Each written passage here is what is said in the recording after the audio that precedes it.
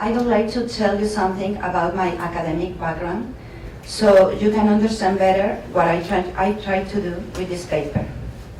I have a BA and MA in philosophy, especially Aristotelic, and a PhD in an interdisciplinary program of communication and philosophy.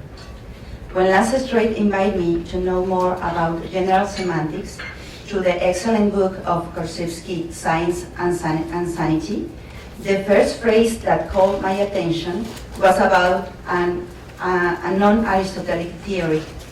So I got interested in knowing more about this theory. So the purpose of this work is to make an approach of the time-binding notion of Alfred Korzybski through an Aristotelian point of view. It is so difficult to talk about man. The history of thought shows us a lot of examples about it. One of the problems is if the question about man is what is a man or who is man? Because when we ask for what, we are looking for something general and common between several individuals of a group. On the other hand, when we ask for who, we look for something who defines an individual among other individuals in the same group. To answer this question is not easy. That's the reason why history has shown us the effort of many intellectuals, philosophers, psychologists, etc., who have tried to give a better answer about it without good results. Another question we have to make is if we need to find a true definition of this concept. For this one, I would like to use Alfred Korzybski's words. Everyone works and studies different things, but they all miss one most important concept, which is the definition of man. Knowing this information, let us make better things or act in accordance with what we are. For Korzybski, to have falsely defined facts and ideas tend to bring us to false conclusions, and false conclusions lead us in wrong directions, and in consequence, life and knowledge suffer greatly. This concern was also present a long time ago at the antique Greece, from Socrates to Aristotle. In fact, Socrates changed the focus of philosophy. Before him, Greek philosophy was determined to find the arche in the world. This was the principle or origin of all things, understood as the ultimate undemonstrable principle. But Socrates realized that there was something more important, even before answering the arche. That is, what is man? All of these can show us the importance of philosophy for the reflection in history. In fact, one of the most antique philosophers, Pythagoras, stated that the arche of the world were the numbers. So we can see how mathematics and philosophy have been linked in the past. On the other hand, Aristotle, one of the most prominent exposers of history, devoted part of his life to gather the knowledge from his predecessors together and mixed that knowledge with his own ideas, writing masterpieces of philosophy which we can enjoy in our time. He also, due to his work, recognized the importance of language. That is why he developed his organon and rhetoric, among others. In this way, we distinguish certain similarities in the concerns from an ancient philosopher and an engineer in our times. The first one is a coincidence in these concerns for giving an adequate definition of man. As you know, Korzybski said in his Manhood of Humanity how it has been so hard to find a clear, concise, definitive definition about man. About this, I wonder if sometime in the future we will create such definition, adequately and totally written to reality. Or, as Korzybski said, as words are not the objects which they represent, structure and structure alone becomes the only link which connects our verbal processes with the empirical data. Korzybski emphasized that words are structures depicting something, and in no way they can reach more things beyond what they represent. In fact, to reach a definition of man will always take us to the explanation of the representation, and never will take us to what the thing really is.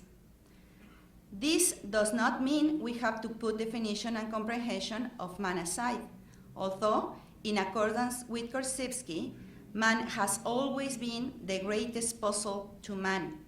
There has never been a true definition of man, not just a conception of his role in the curious drama of the world, in consequence of which there has never been a proper principle or a starting point for a science of humanity. So we have to find it.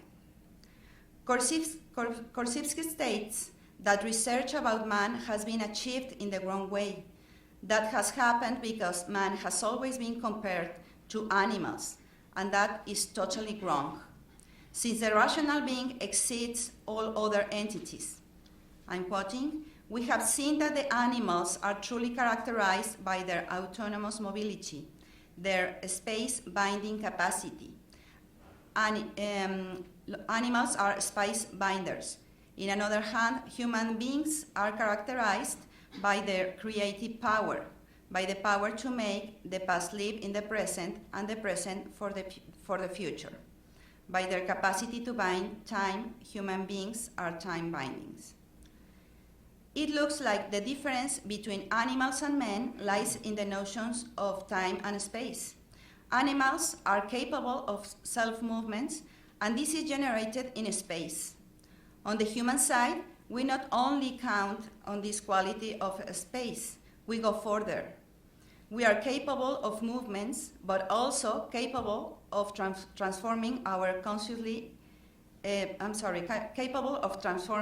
consciously acting in the world. We are able to distinguish present from the past and future, capable of planning and discovering the world and creating new things, new culture.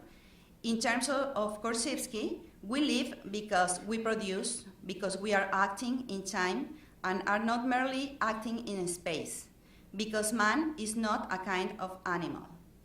The main task or radical difference between man and other beings is our capacity of action we accomplish in the world. Now we can find a second coincidence with Aristotle, when Korzybski states the act of doing something follows the act of being, or in other words, we will know the nature of or substance of a being for his activity. Thomas Aquinas said the same with his Operari Sequitur Esse. In the case of Aristotle, it is said that when he classified the different types of animals and plants, he found beings that, for their appearance, could fit as plants. However, if they moved, they were immediately classified as animals. The aspect that determined this was the action of the being. So, Korzybski says, I'm quoting, "I define humanity in the universal tongue of mathematics and mechanics to be the time-binding class of life." Or, in Neil Postman's words, explaining Korzybski, "We are time binders, while plants are chemistry binders, and animals are spice binders. Chemistry binding is the capacity to transform sunlight into organic chemical energy. Spice binding, the capacity to move about and control a physical environment. Humans have this capacity too, but they are unique in their ability to transport their experience through time. Man is a being with huge capacities, which let him act on the world and leave his traces through symbols. And this quality is given by his rationality. We can not only create a language, but communicate between us. This can be done by many animals, but our true difference is we can distinguish between today and tomorrow. We can plan, think about past. In this way, there is a third coincidence with Aristotle, in the way that the ability that allows man being a time binder is rationality. This capacity distinguishes man from the rest of beings. Moreover, Aristotle's definition of a human being resides in being a suum politikon, which makes him part of the animal genre but surpasses it totally. There have been just a few thinkers in history that have understood this definition of man, of Aristotle, as good as Professor of Princeton, Hannah Arendt, who defined herself as a political theorist. She writes in The Origins of Totalitarianism that Aristotle has been misunderstood because he has not been studied profoundly. The suum politikon has been reduced as a rational being, a social being, a rational animal, etc.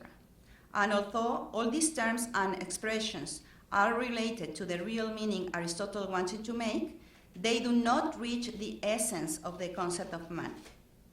For example, Thomas Aquinas identifies man as a social being capable of relating to others, able to live with others, and with that man can satisfy his biological needs.